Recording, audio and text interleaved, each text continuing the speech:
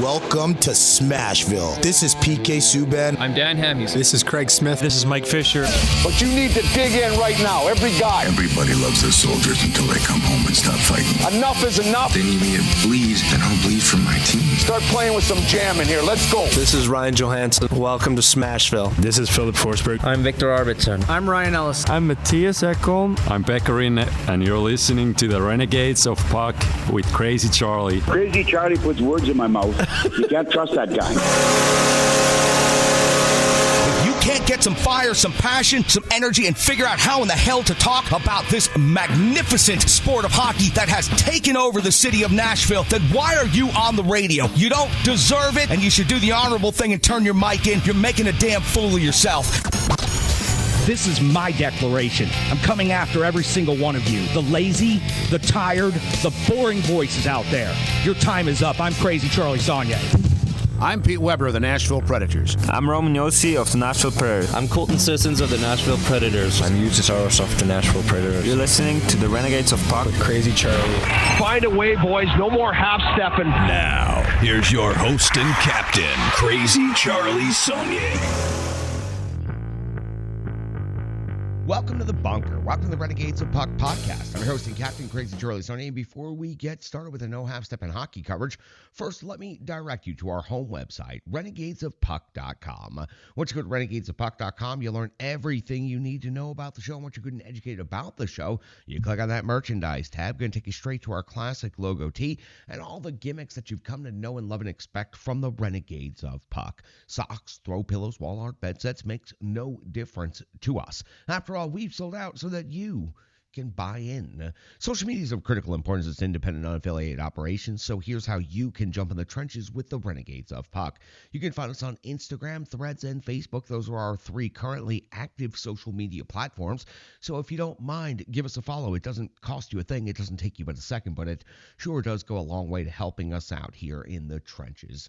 YouTube is where we need the most assistance right now. So please subscribe to our channel. Pass those links around to the Renegades in your life and help us build up the ranks there on our YouTube channel. That's where you can currently find all of our content. You can also support the show by going to Venmo and searching out Renegades of Puck. Every single donation goes directly to helping us build our new set. We are in critical moments of need right now as we are operating the old set still and also building the new set. That means a lot of moving parts here for the Renegades of Puck, and if we could use a little bit of extra support here in the month of April. So again, if you can spare it, we can use it.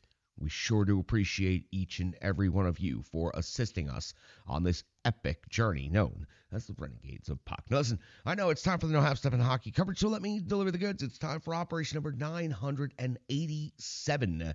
That's right, counting down to 1,000, show 987. And at this moment in hockey history, the Nashville Predators currently find themselves in 7th place in the Central Division. After 75 games skated, they've been eliminated from playoff contention with a record of 27-40-8. 62 points has them in the wastelands of the Central Division all by themselves in that tax bracket. The Blackhawks 11 points behind, and the Utah Hockey Club 16 points ahead.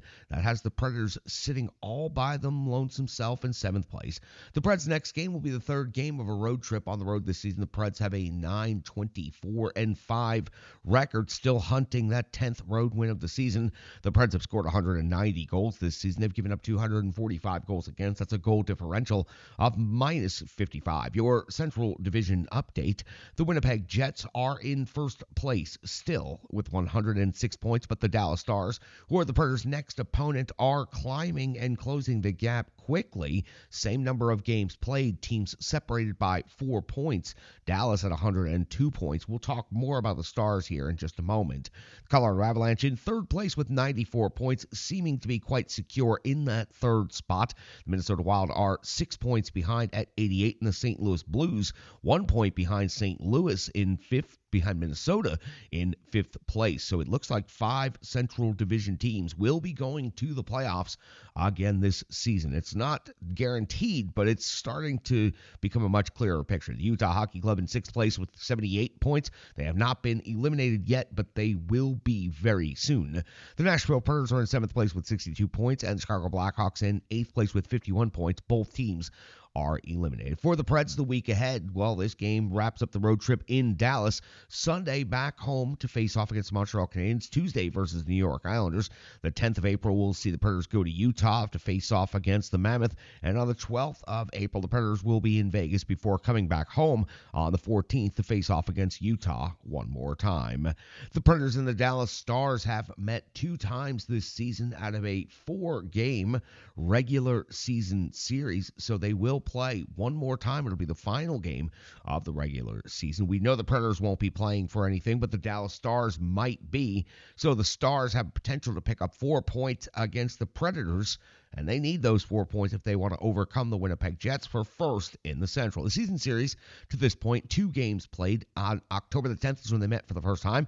The Predators fell to Dallas 4-3 at Bridgestone Arena. It was Wedgwood taking the loss, going 16 out of 20. Forsberg, Novak, O'Reilly score goals for the Predators. Ottinger goes 33 out of 36 for the win. Marchman does most of the damage with 2 goals. They'd meet again on December the 12th. The Predators would score a 4-1 victory in Dallas. Onnen would get the victory, 35 out of 36. O'Reilly, 2 goals and an assist for 3 points in that game. LaRue and Novak also with goals. Ottinger takes the loss, going 22 out of 25. Now, for the Dallas Stars, putting together an impressive season right here, making a run at a Central Division title. After 74 games skated this season, they are 49-21-4 on 102 points, has them just 4 points behind the Winnipeg Jets for first place overall. They have already clinched and secured a playoff position.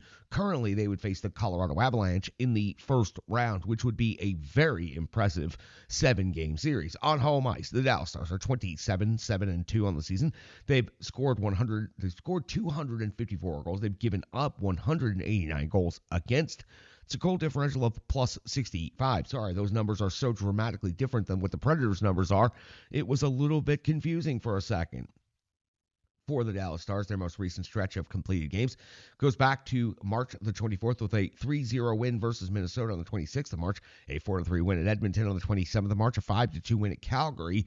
Follow that up on the 29th with a 5-1 win at Seattle, and then, 2 days later, a 3-1 win again at Seattle. So back-to-back games in Seattle, same results, outscoring the Kraken 8-2 in those 2 games. DeSmith picks up the victory in the most recent game, 35 out of 36 in that game. So the Stars putting together a very impressive run here at the end of the season, and an impressive season overall. In the goals for category, 3.41 for Dallas is 5th best in the league, while the Predators had 2.52, which is actually ticked up after the last game, but is still 32nd overall in the league. In the goals against category, 3.27 for Nashville is 24th. 2.53 for the Stars is 3rd. In the shots on goal category, the Predators' lone top 10 metric, 29.2 shots on goal per game, is 8th best in the league for the Preds. 28.6 for Dallas is 12th. In the shots against category, 28.4 given up against per game is 15th in the league for the Dallas Stars. For the Nashville Predators, 28.5 given up a game is 17th. Power play, 21.2% conversion rate for the Preds is 19th. 44 conversions, 208 opportunities. For the Stars, 22.5% conversion rate is 13th best in the league. They have 50 conversions, 222 power play opportunities, but they more than make up for that on the penalty kill at their kill rate of 84.7%, which is best overall in the NHL, and 31 power play goals against is also the least amount given up in the league this season. The Predators' kill rate is 80.5%, 12th best in the NHL, 43 power play goals given up against. When it comes to the individual statistical leaders for both of these squads, let's start with the home team Dallas Stars first. Robertson, 33 goals, 42 assists for 75 points. Duchesne, 29 goals, 46 assists for 75 points. And I doubt the Predators are enjoying paying Matt Duchesne to be co-team scoring leader for the Dallas Stars and potentially scoring scoring his 30th goal against them here in a couple of nights. Johnston, 30 goals and 37 assists for 67 points. Hintz, 27 and 37 for 64. And Harley, 15 goals, 32 assists, 47 points. The Nashville Predators are paced by Philip Forsberg, who is also going for his 30th goal of the season. He's got 29 right now, 39 assists, 68 points. Marchessault, still day-to-day, not on this road trip. 19 goals, 30 assists for 49 points. Steven Stamkos is at 23 and 22 for 45. Ryan O'Reilly, 17 goals, 20 assists for 45 points. And the captain, Roman Josi, still out injured as well. 9 goals, 29 assists for 38 points on the season. Netminders for this potential game. UC Saros with a record of 18, 29, and 6. A 2.99 goals against average with an 8.95 save percentage and 4 shutouts on the season. Jake Ottinger, who always plays very well against the Nashville Predators, is having an incredible season. 35, 15, and 3. 2.47 goals against average, a 9.11 save percentage. 2 shutouts on the year. The Nashville Predators have a very tough task going into Dallas and looking to secure a victory. It's another team that is red hot, while the Nashville Predators are certainly not so far on the first 2 games of this road trip. We'll go back to Columbus. Let's talk about it. It's the Rebirth Sports Full Game Recap. It is coming up next, right here on the Renegades of Puck podcast.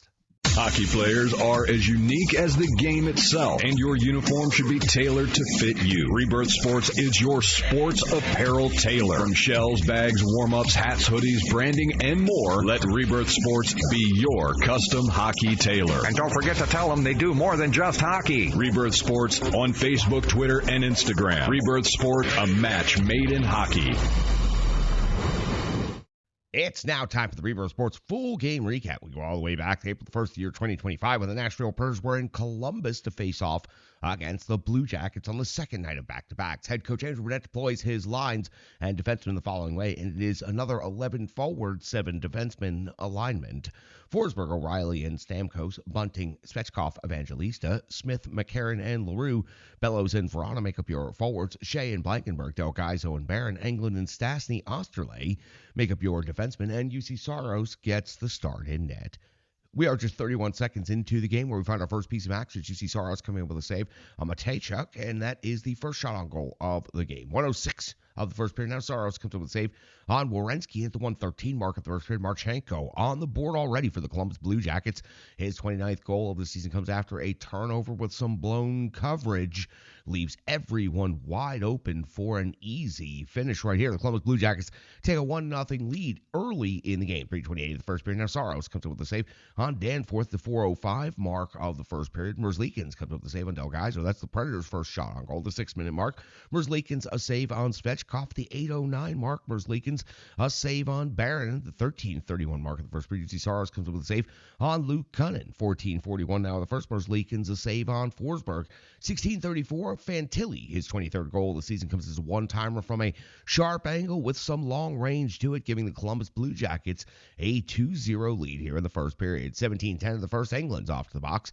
2 minutes for hooking. UC Saros comes with a save on Monahan, but then Monahan beats him the second time. 15th goal of the season, a heavy shot. All the traffic in the world in front of UC Saros makes it 3-0 in favor of the Columbus Blue Jackets. Before the end of the first period, though, at 18:34, Forsberg does respond for the Predators with his 29th goal of the season. Hard net front jam leads to a rebound, and it is Forsberg that's able to put that rebound in. The Nashville Predators on the board with their first goal of the game. The Columbus still leads 3-1 here at the end of the first period. The Columbus Blue Jackets out shooting the Nashville Predators 13-12 after 1. We hit the fresh clean sheet of the second period, and we find ourselves 107 in. It's Merzlikins coming up with a save on LaRue at the 2:09 mark of the second period. Merzlikins coming up with a save on Smith, but at 4:12 the second period, it's Marchenko with his 30th goal of the season. The D forgets who to cover after another turnover. This makes it 4-1 in favor of the Columbus Blue Jackets. The Predators do respond, though. 5:41 of the second. Bunting, his 17th goal of the season. It was a floater through traffic. It just found its way into the net, but the Predators on the board for the second time, now down 4-2. Immediately after that, 6:26 of the second period, Barron, his 5th goal of the season, is a shot from the circle, just beats Merzlikins. That puts the Preds on the board for their 3rd goal. 4-3 Columbus, so it is a close game for the first time since early in the first period. 10:15 now the second period. Saros comes up with a save on Severson's breakaway, and that was an impressive stop right there at the 12-minute mark. Fantilli, his 24th of the season, he goes around Svechkov for a partial breakaway, finishes at the 5-hole, making it 5-3 now in favor of the Columbus Blue Jackets. 13:29 of the second period. Saros, a save on Dante Fabro. 15:10 of the second. Forsberg off the box, 2 minutes for slashing. Monahan picks up his 16th goal of the season. It was a rebound tuck-in to make it 6-3 in favor of the Columbus Blue Jackets. 19:42, just before the end of the second period. Dante Fabro, his 7th goal of the season, makes it 7-3 in favor of the Columbus Blue Jackets. At the end of the second period, Columbus is out shooting Nashville 27-21. Now, to begin the third period, 2 pieces of bookkeeping. Severson picked up a 2 minutes for hooking penalty at the end of the period, the 20-minute mark, so the Predators will begin the third period with a 2-minute power play. UC Saros is also out of this game, and Justus Onanen is in for the third period. Now, for the Predators power play, it begins. No shots on goal over the first minute. Then Evangelista picks up a penalty, 2 minutes for tripping. That leads to a 4-on-4 for 57 seconds. Onanen comes up with a save on Jenner. Onanen a save on Werenski. We return to 5-on-5 hockey at 4:21 of the third period. Onanen comes up with a save on Corrali, and at 5:23, Marchenko picks up his 31st goal of the season, making it 8-3 in favor of the Columbus Blue Jackets. 6:23 of the third period. Corrali's off the box, 2 minutes for high sticking. At 9:02 of the third period, back to even strength hockey here. It's Osterley with his 2nd goal of the season. A slap shot from the top of the circle gives the Predators their 4th goal of the game, but they're still down 8-4 at the 11:04 mark of the third period. It's Provorov off the box, 2 minutes for interference. At 14:27, it's Bunting and Provorov each off to the box. Bunting is going to get 4 minutes here. Provorov is going to get 2 minutes. At 16:40 of the third, Severson is off to the box, 2 minutes for tripping. Svechkov then picks up a 2-minute penalty. That makes it a 4-on-4.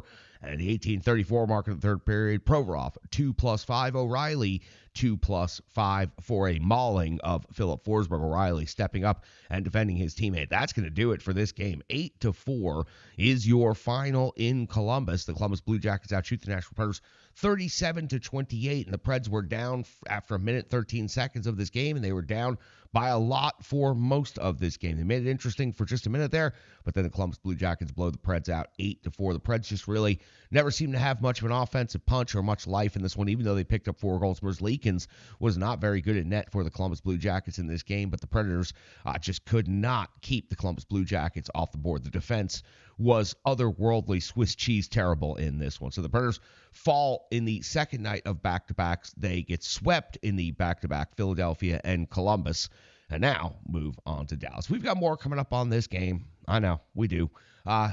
Next, right here, podcast. Hello, hello, hello. I'm Tracy, owner-operator of Strong Style Fitness, and that's me and my training assistant, Rizzo. And we are here to bring you fitness that meets you where you are by offering circuit classes, bar-inspired classes, Tabata workouts, boot camps, guided stretching, and more, all taught by a certified personal trainer, me. To learn more, go to our website, strongstylefit.com. Subscribe on YouTube at Strong Style Fitness. Follow on social media at Strong Style Fit. But most importantly, let's get you moving. It doesn't matter if it's your first workout or you've been doing it for years.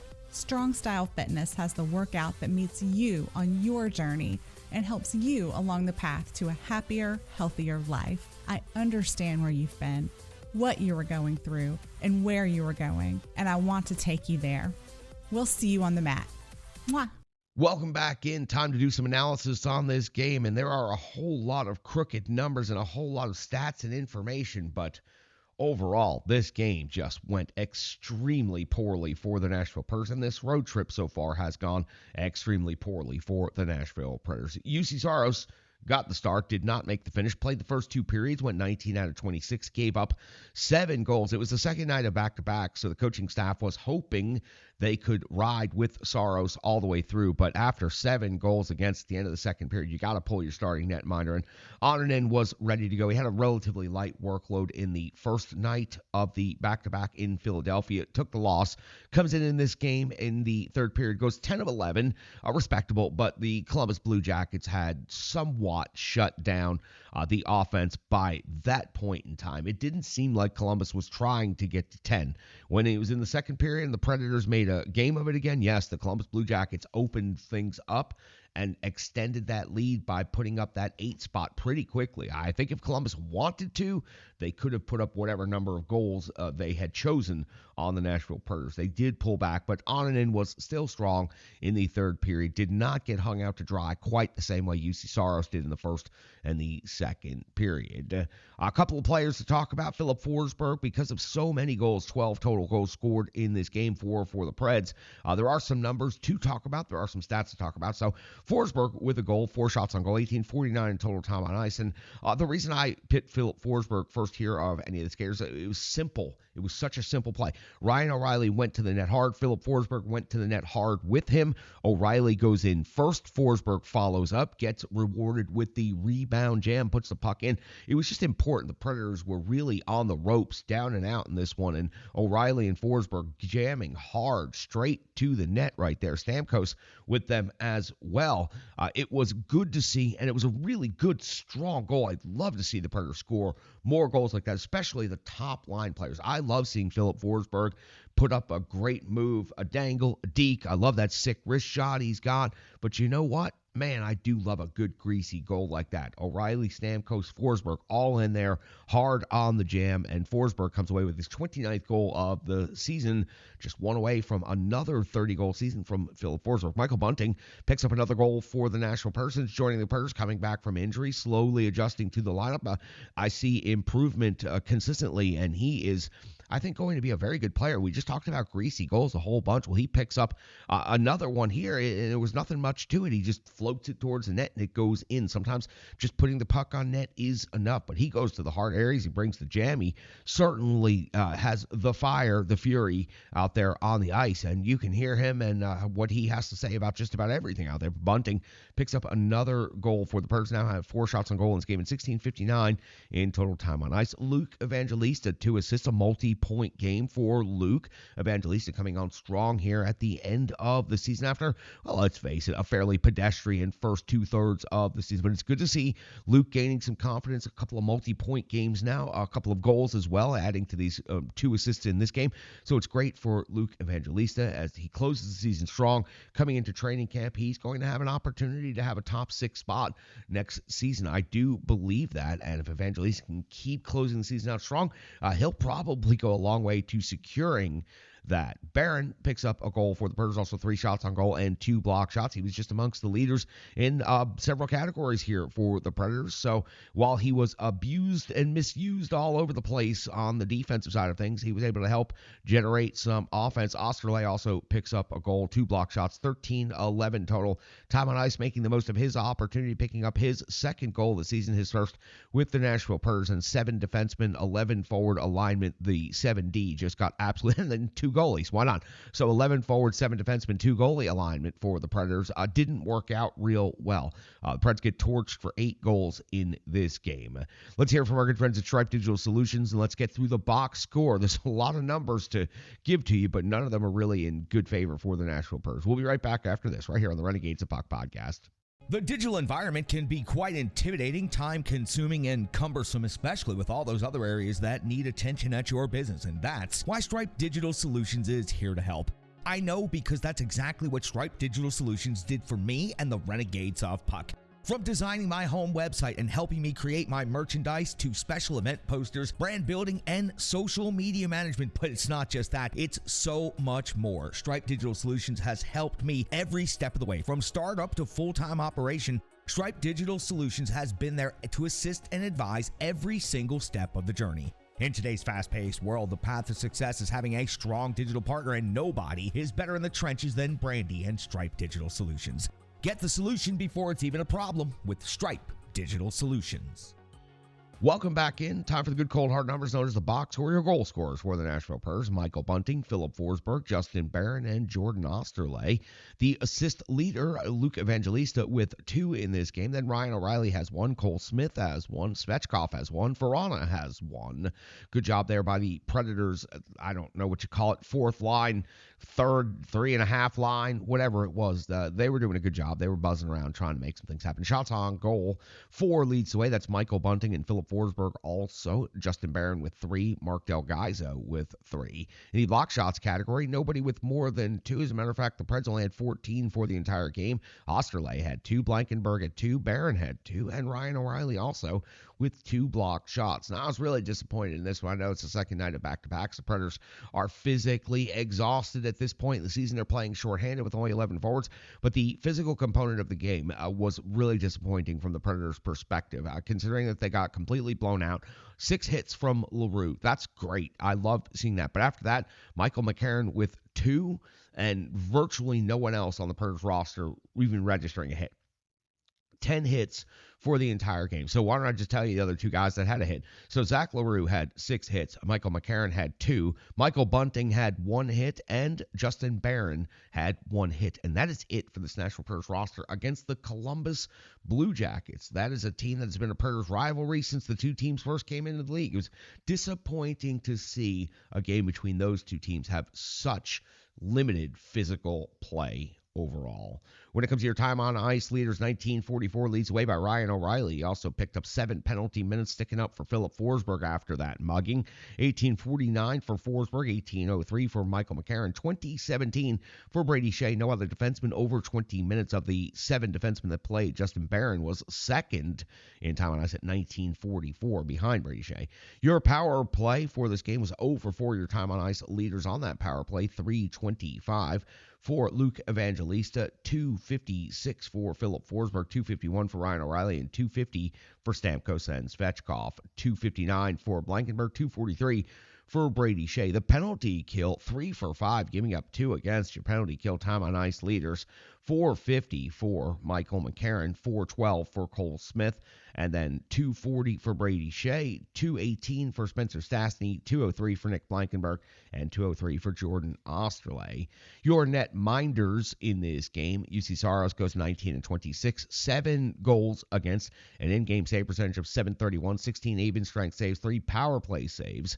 UC Saunier comes in and goes 11 saves on, gives up 11 shots on 10 saves, 1 goal against, a .909 save percentage for in-game, 6 even strength saves, 3 power play saves, and 1 shorthanded save. Man, the numbers here, it's just brutal.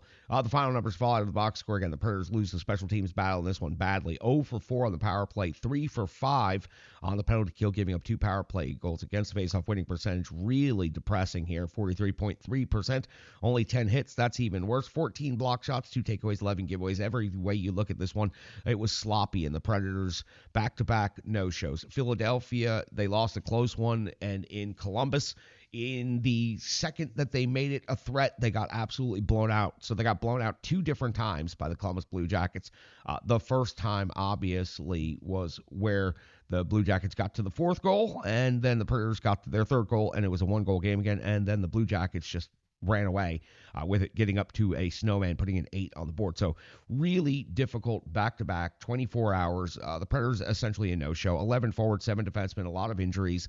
It's old, it's tired, it's boring to hear about at this point in the season, and it is just about to its conclusion. So if this is the way the Predators are going to wrap up the final couple of games of the season, well, I mean, they can't really improve their draft positioning at this point. There's only 2 teams in the league with less points than the Nashville Predators. And believe me, the Chicago Blackhawks and San Jose Sharks are not catching the Predators. So the Predators, I would like to see some positive play out of them.